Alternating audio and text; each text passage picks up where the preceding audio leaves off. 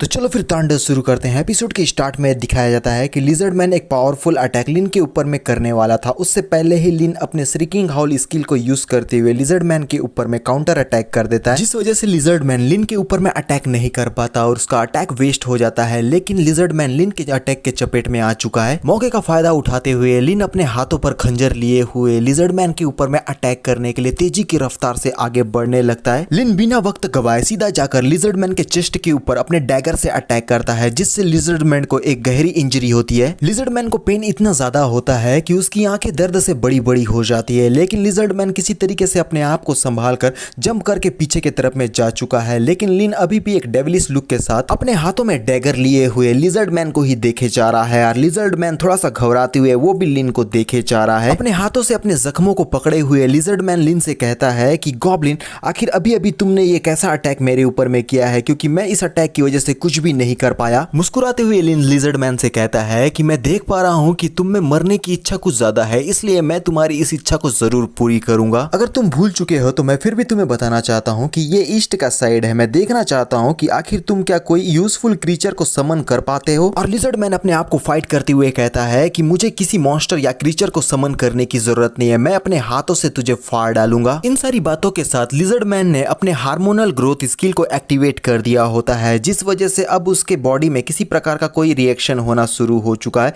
और फिर हम देख पाते हैं कि उसके ऊपर में जो हमारे लिन ने अपने डैगर से जो स्टैब किया था वो जगह अब पूरी तरीके से हील होना शुरू हो चुकी है और फिर उसके मसल्स भी ग्रोथ होने लगे हैं। लिजर्ड मैन अपने लिजर्ड फॉर्म के नेक्स्ट लेवल पर पहुंच चुका है, जिस वजह से अब लिजर्ड मैन बहुत ही ज्यादा पावरफुल दिखाई दे रहा है। उसकी गर्दन, पूंछ, सारी चीजें बहुत ज्यादा ग्रोथ कर चुकी है और लंबी लंबी दिखाई दे रही है। और उसके पूरे बॉडी पर से ग्रीन कलर का एनर्जी या ऑरा या फिर भाप, जो कुछ भी बोलो, वो बहुत ही भारी मात्रा में रिलीज हो रहा है। और वो गुस्से में लिन को देखते हुए कहने लगता है कि ये है पावर, एक लिमिटलेस पावर। तुम्हें क्या लगा था कि तुम मुझे ऐसे ही मैच कर सकते हो? लेकिन फिर भी मैं अब देखना चाहता हूं कि आखिर तुम अब मेरे इस फॉर्म का सामना कैसे करते हो। लिजर्ड मैन के पावर को देखने के बाद गोस्ट गॉब्लिन और गॉब्लिन बर्जर्क दोनों भी अपने आप को फाइट के लिए तैयार कर लेते हैं। और गोस्ट गॉब्लिन एक्साइटेड होते हुए कहने लगता है कि बॉस, ये बंदा अब मुझे काफी ज्यादा डेंजरस नजर आ रहा है, अगर आप चाहें तो हम आपकी जरूर यहां मदद करेंगे। लिन सीरियस लुक में परेशान होकर लिजर्ड मैन को देखते हुए अपने मन में कहने लगता है, तो सबसे पहले मुझे शायद अपने अर्थ मैजिक को यूज करके इसे शांत करने का कोशिश करना होगा। उसके बाद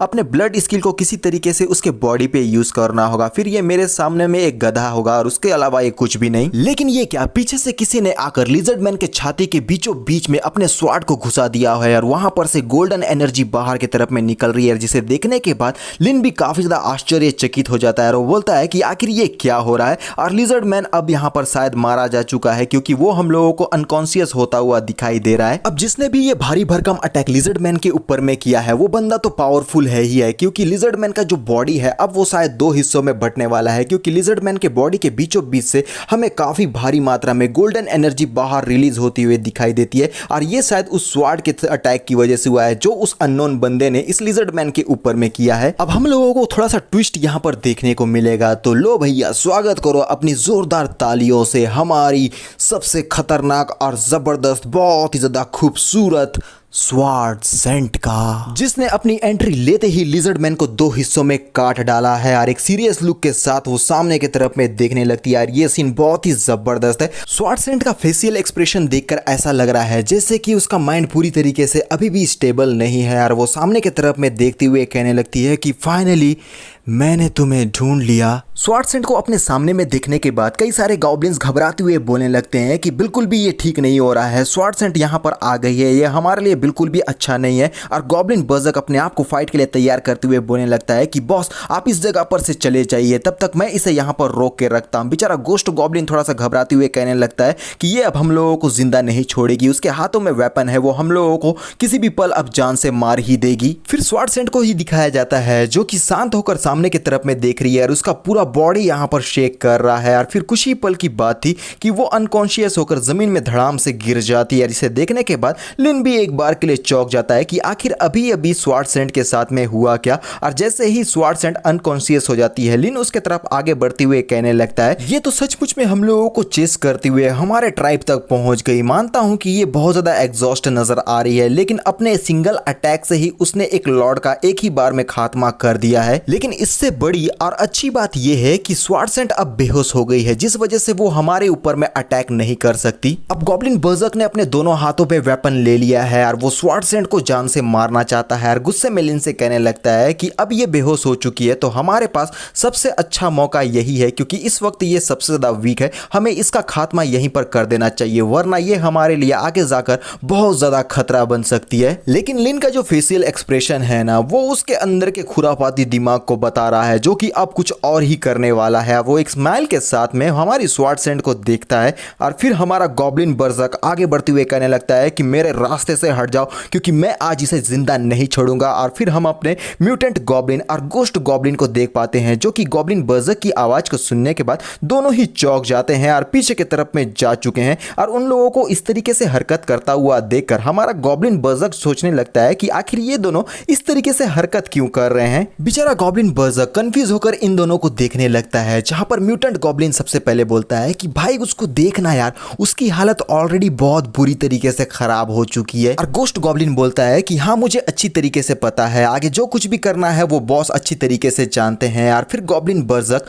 अब लिन को देखने लगता है और लिन गॉब्लिन बर्जर्क से कहने लगता है कि वो ऑलरेडी बेहोश हो चुकी है तो उसे मारने का क्या मतलब बनता है। लिन बैठकर एलिस को देखते हुए मुस्कुराकर कहने लगता है कि इसके मरने से हमें कोई भी फायदा नहीं होने वाला, लेकिन अगर ये जिंदा रहती है तो इससे हमें बहुत ज्यादा फायदा होगा। अब बेचारी एलिस, जिसकी हालत पूरी तरीके से खराब हो चुकी है, बेहोशी की हालत में जमीन पर पड़ी हुई है और पीछे की तरफ से लिन अपने साथियों से बोलता है कि इसे बांध दो, ताकि जागने के बाद ये हमारे अगेंस्ट में किसी भी प्रकार का कोई भी एक्शन ना ले सके। और फिर रात का समय दिखाया जाता है और कुछ ही पल में सुबह भी हो चुकी है। रूम के बाहर से गॉब्लिन बर्जर्क और म्यूटेंट गॉब्लिन सारा नजारा अंदर का देख रहे हैं, जहां पे गॉब्लिन मून स्वार्डसेंट एलिस के फेस को टच कर रही है और लिन ये सारी चीजों को देख रहा है। एलिस के फेस को टच करने के बाद गॉब्लिन मून बहुत ज्यादा ब्लश करती हुई एक्साइटेड होकर कहने लगती है कि इसका जो स्किन है ना वो बहुत ज्यादा सॉफ्ट और बाउंसी है, एकदम रसगुल्ले के समान। अब धीरे धीरे करके एलिस अपनी आंखों को खोलने लगती है, जिसे देखते हुए लिन मुस्कुरा कर कहने लगता है कि स्वार्डसेंट काफी लंबे समय के बाद मिल रहे हैं और साथ में गॉब्लिन स्लेयर भी मौजूद है। लिन को अपने सामने में खड़ा हुआ देखकर एलिस की आंख बड़े बड़े हो जाते हैं और वो एक्साइटेड होकर चिल्लाती हुए कहने लगती है कि गॉब्लिन,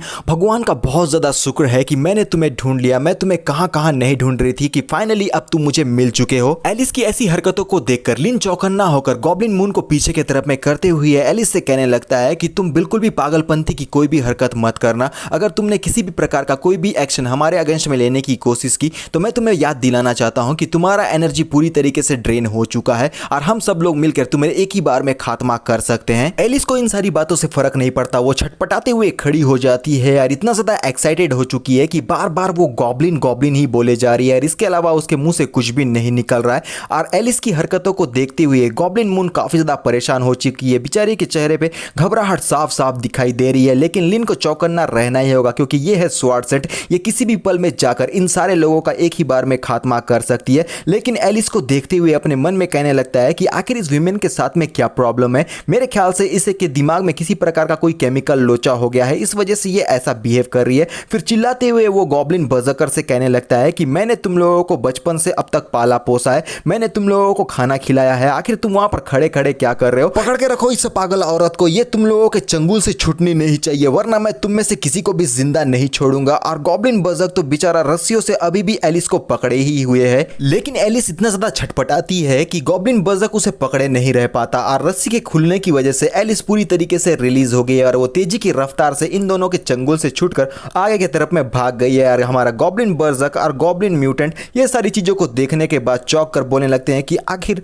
अभी अभी ये हुआ क्या। लेकिन एलिस तेजी करके सीधा लिन के सामने में आ चुकी है और अपने सामने में स्वार्डसेंट को देखने के बाद लिन के होश उड़ चुके हैं और वो बेचारा पूरी तरीके से परेशान हो जाता है, क्योंकि अब एलिस इसका खात्मा कर ही देगी। और गॉब्लिन म्यूटेंट ये सारी चीजों को देखकर परेशान होकर कहने लगता है कि अब हम लोग पूरी तरीके से तबाह होने वाले हैं, क्योंकि बॉस अब हम सबको जान से मार देगा, क्योंकि जो ऑर्डर बॉस ने दिया था हम उसे फुलफिल नहीं कर पाए हैं। और साइड के तरफ में गॉब्लिन बर्जर्कर बस इतना ही बोल पाता है कि बॉस आज हमें बिल्कुल भी जिंदा नहीं छोड़ेंगे क्योंकि हम लोगों ने बहुत बड़ी गलती कर दी है। अब हमारा क्या होगा, लेकिन उससे पहले हमारे बॉस का क्या होगा, क्योंकि स्वॉर्ड सेट उनके सामने में खड़ी है। लेकिन अनएक्सपेक्टेडली एलिस अपने घुटनों पर आ जाती है, जिसे देखने के बाद लिन शॉक हो जाता है और उसे देखते हुए अपने मन में बोलता है कि आखिर ये विमेन क्या करने की कोशिश कर रही है। लेकिन एलिस लिन के पैरों को पकड़ते हुए बोलती है कि गॉब्लिन, मैं तुमसे यहाँ पर फाइट करने के लिए नहीं आई हूँ। लिन बेचारा समझ नहीं पाता कि एलिस आखिर उसके साथ क्या करने की कोशिश कर रही है। लेकिन एलिस बहुत ज्यादा खुश होते हुए लिन से कहने लगती है कि मैं उम्मीद करती हूँ कि तुम मुझे दूसरा चाइल्ड दोगे। इन सारी चीजों को देखती हुए यहाँ पर मौजूद जितने भी लोग हैं पूरी तरीके से शॉक में चले गए हैं। सबसे पहले गॉब्लिन स्लेयर बोलने लगती है कि ये विमेन सचमुच में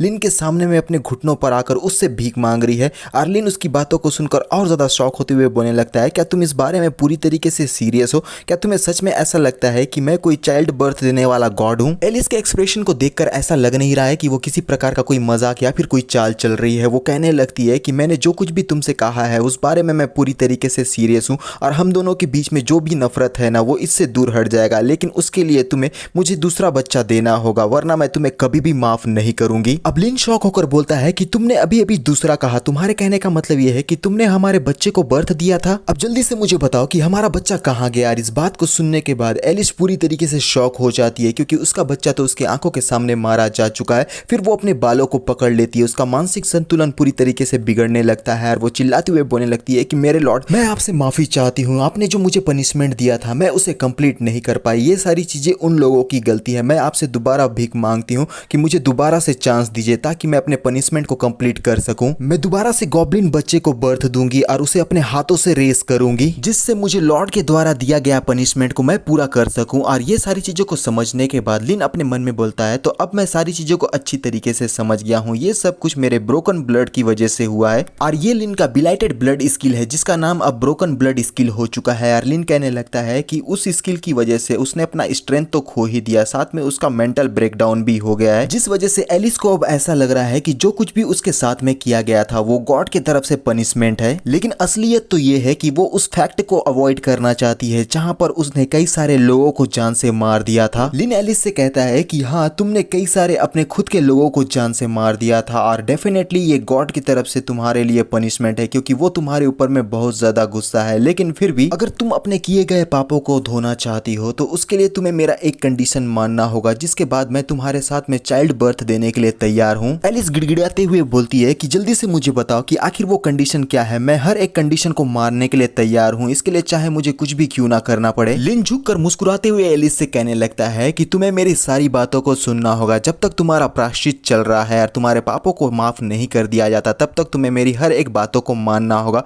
और इस बात पे यकीन करना होगा कि ये गॉड्स की तरफ से तुम्हारे लिए पनिशमेंट है। और अपने मन में कहता है कि इतना पावरफुल फाइटिंग फोर्स मेरे घर के सामने में खड़ा है, मैं इसे ऐसे ही जाने नहीं दे सकता। मैं इसका इस्तेमाल अपने लिए जरूर करूंगा, क्योंकि अगर मैं इसका इस्तेमाल नहीं करता तो मेरे से बड़ा गधा इस दुनिया में कोई भी नहीं होगा। एलिस एक्साइटेड होती हुई कहती है कि अगर ये सचमुच में गॉड्स की तरफ से मेरे लिए पनिशमेंट है तो मैं इस पनिशमेंट को जरूर कंप्लीट करूंगी, चाहे इसके लिए मुझे कुछ भी क्यों ना करना पड़े। और लिन एक डेविलिश स्माइल के साथ कहने लगता है कि तुमने बहुत ही अच्छा डिसीजन लिया है, मैं इस डिसीजन से बहुत ज्यादा खुश हूँ। अब लिन एलिस के हाथ को पकड़कर वो अंदर के रूम की तरफ ले जाते हुए अपने बाकी के साथियों से कहने लगता है कि तुम लोग अब बाहर जा सकते हो। और ये सारे लोग इन सारी चीजों को देखने के बाद पूरी तरीके से शॉक में है, क्योंकि ये सारी चीजें बहुत ज्यादा अनएक्सपेक्टेड थी। रूम के अंदर में जाने के बाद एलिस अपने कपड़ों को उतारने लगती है और नीचे में लेट कर वो हमारे लिन को सेड्यूस करते हुए कहने लगती है कि प्लीज अब तुम मेरी मदद करो। और ये बहुत ही ज्यादा सेड्यूसिंग था। लिन मुस्कुराते हुए अपने सारे कपड़े उतार देता है और वो एलिस से कहने लगता है कि इस बात को मत भूलना कि तुमने ये सारी चीजों को मुझे करने के लिए कहा है, इसके लिए तुम मुझे बिल्कुल भी ब्लेम नहीं कर सकती।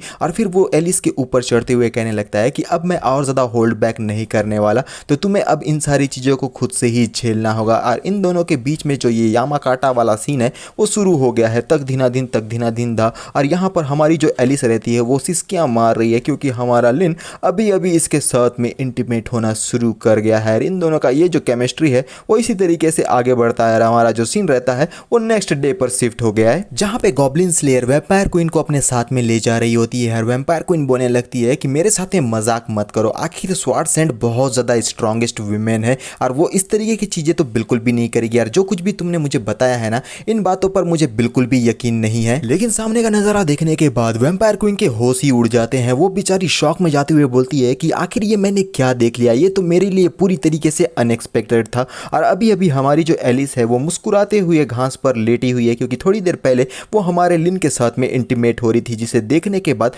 वैम्पायर क्वीन बोलने लगती है कि ये तो सचमुच में स्वार्ड सेंट है, आखिर ये यहाँ पर क्या कर रही है, ये तो नामुमकिन है। पीछे से गॉब्लिन स्लेयर मुस्कुराते हुए वैम्पायर क्वीन से बोलने लगती है कि अब तुमने अपनी आंखों से ही देख लिया है कि स्वार्ड सेंट यहाँ पर क्या कर रही है, अब तुम्हें यकीन हो गया ना। अगर ये न्यूज़ पूरे एम्पायर में स्प्रेड हो जाता है तो मैं इस बात को सोच रही हूँ कि किस तरीके का डिस्टर्बेंस और कैसा क्योस मचेगा। लेकिन वैम्पायर क्वीन तो ऑलरेडी स्वार्ड सेंट को यहाँ देखने के बाद शॉक में है, बेचारी कुछ भी नहीं बोल पाती, क्योंकि ये सारी चीज़ें बहुत ही ज़्यादा अनएक्सपेक्टेड और नामुमकिन वाली बात थी। लेकिन हमारे लिन के लिए कुछ भी नामुमकिन नहीं है। लेकिन सीन हमारा शिफ्ट हो गया है लिन और गॉब्लिन मून की तरफ, जहाँ पर लिन एक चेयर पर बैठा हुआ है और अंगड़ाई ले रहा है और हमारी गॉब्लिन मून उसके जस्ट साइड में खड़ी है। गॉब्लिन मून लिन को ड्रिंक सर्व करते हुए पूछती है कि बॉस स्वार्ड सेंट के लिए हमारा नेक्स्ट क्या प्लान है यार। लिन कहने लगता है अभी के लिए स्वार्ड सेंट को मेरे साथ में ही रहना होगा, मैं देखना चाहता हूँ कि वो हम लोगों से भागने की या किसी प्रकार का हमारे अगेंस्ट में कोई एक्शन लेने की कोशिश तो नहीं करेगी, लेकिन उससे पहले तुम लोग जाओ और उसके कपड़े को बदलो और उसके सबसे पहले बात दिलाओ। और गॉब्लिन मून ऑर्डर को मानती हुए आगे बढ़कर कहने लगती है ठीक है, आपने जो मुझे ऑर्डर दिया है मैं उसे कंप्लीट करके आती हूँ। और लिन पीछे से बोलने लगता है कि रुको,